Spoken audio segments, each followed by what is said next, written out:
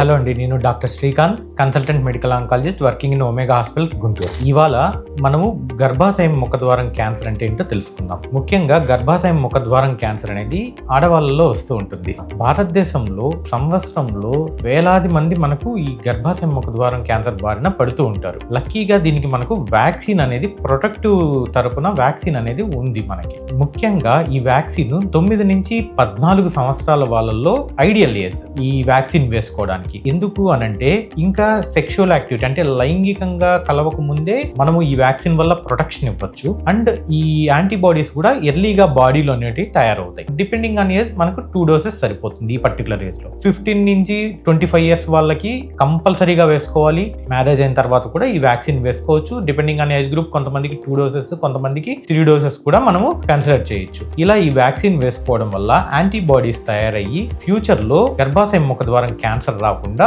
మనము నివారించేదానికి అవకాశం ఉంది.